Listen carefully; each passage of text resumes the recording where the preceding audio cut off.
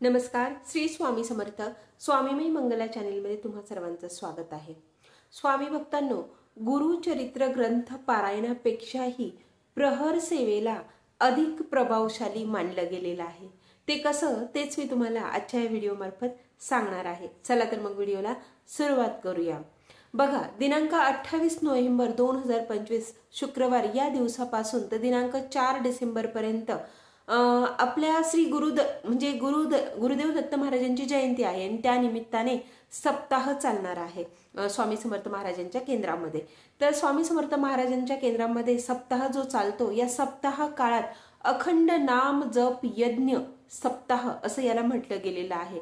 आता हा जो काही अखंड नाम जप यज्ञ सप्ताह असतो त्याच्यामध्ये एक सेवा असते, ती म्हणजे प्रहर सेवा.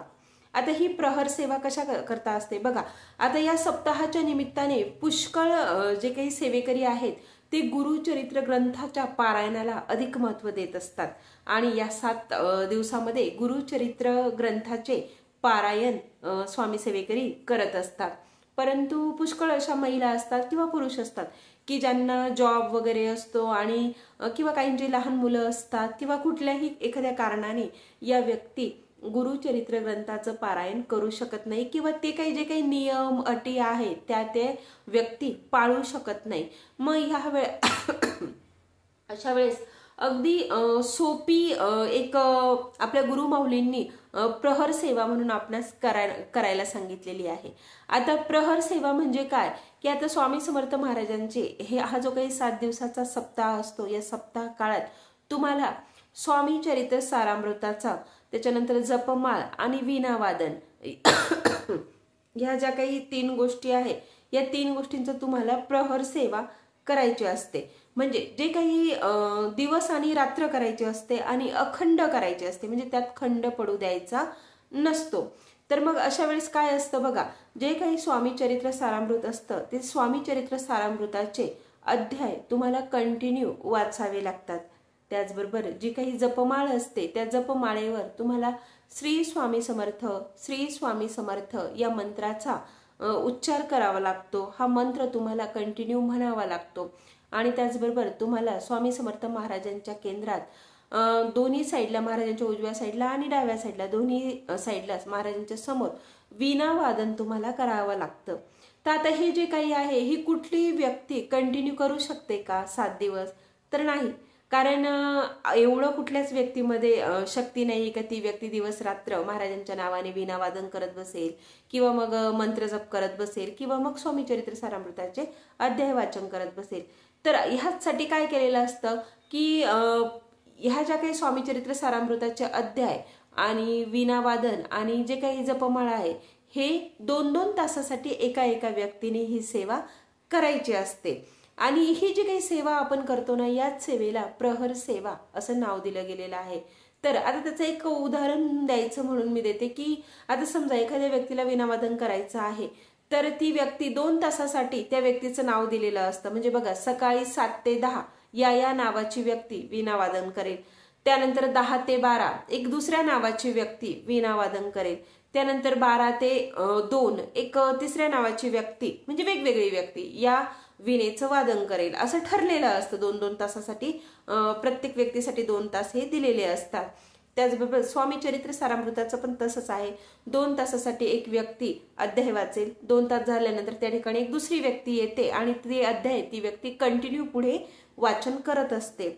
त्यानंतर जी काही जपमाळा आहे, श्री स्वामी समर्थ या मंत्राचा जो काही जप करायचा असतो त्यासाठी सुद्धा 2 तास एक व्यक्ती जपमाळ करत असते आणि त्यानंतर थोड्या वेळाने 2 तासानंतर एका दुसऱ्या व्यक्तीचा टाइम ज्यानुसार दिलेला असतो ती व्यक्ती येऊन तिथे उभी राहते व त्या व्यक्तीकडून ती माळ घेऊन श्री स्वामी समर्थ या मंत्राचा जप ती कंटिन्यू पुढे चालू ठेवते. तर अशा प्रकारे ही जी काही सेवा आहे ही महाराजांची आपण म्हणजे प्रहरे करतो.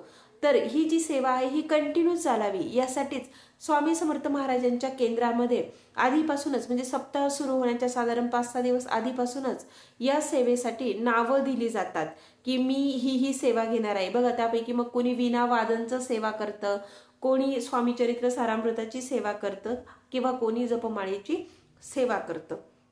तर अशा प्रकारे या 3ही सेवा आपण करू शकतो। मग यासाठी आपल्याला काय करावं लागेल, सर्वप्रथम तुम्हाला 2-3 दिवस आधीच जाऊन केंद्रात याविषयी चौकशी करावं लागेल की मला प्रहर सेवा करायची, मला कुठला टाइम मिळेल। मग जो काही टाइम सध्या शिल्लक असेल तो तुम्हाला मिळेल। तुम्ही जर सगळ्यात आधी गेला तर कदाचित तुमच्या मनानुसार सुद्धा तुम्ही टाइम घेऊ शकता। अशा प्रकारे तुम्ही थोडा वेळ जाऊन 2 तासाची सेवा तिथे रुजू करू शकतात। आता ही जी काही प्रहर सेवा आहे, ही प्रहर सेवा आपल्या गुरुमाऊलींनी असं सांगितलेलं आहे ही अतिशय प्रभावशाली असे सेवा आहे। म्हणजे जे काही गुरुचरित्र ग्रंथाचं पारायण करतात त्यांच्यापेक्षाही प्रहर सेवेला अतिशय प्रभावशाली असं सेवा मानलं गेलेलं आहे। आणि ही सेवा केल्यानंतर सुद्धा आपल्याला गुरुचरित्र ग्रंथाचं पारायण करण्या इतपत किंवा त्यापेक्षा जास्त फळ आपल्याला मिळू शकतं असं गुरुमाऊलींनी सांगितलेलं आहे। आपली जी काही समस्या असेल, जो काही आपला म्हणजे आर्थिक अडचणी असो किंवा दुसरं काही अडचणी असो, मुलाबाळांच्या आजारपणाच्या समस्या असो किंवा कुठल्याही समस्या, जी काही मनोकामना असेल ती प्रहर सेवा केल्याने नक्कीच आपल्याला काही ना काही मार्ग हा नक्की दिसतो असं आपल्या गुरुमाऊलींनी सांगितलेलं आहे। त्यामुळे आता जर काही स्वामी सेवेकरी गुरुचरित्र ग्रंथाचं पारायण जर करू शकत नसतील, काही नियम वगैरे पाळावे लागतात म्हणून, तर त्यांनी नाराज होण्याची गरज नाहीये। त्यांनी केंद्रात जाऊन थोडा वेळ जरी प्रहर सेवा केली तरी त्यांना सुद्धा गुरुचरित्र ग्रंथा इतकंच फळ मिळणार आहे असं आपल्या गुरुमाऊलींनी सांगितलेलं आहे। त्यामुळे जे काही स्वामी सेवेकरी असतील त्यांनी एकदा ही प्रहर सेवा करून नक्की बघावं। तुमच्या मनात म्हणजे जे तुम्हाला अशक्य वाटत असेल, जी समस्या सुटतच नाही असं कुठेतरी तुम्हाला वाटत असेल, तर अशक्य वाटणारी गोष्ट सुद्धा आपले स्वामी महाराज नक्की शक्य करून दाखवतात।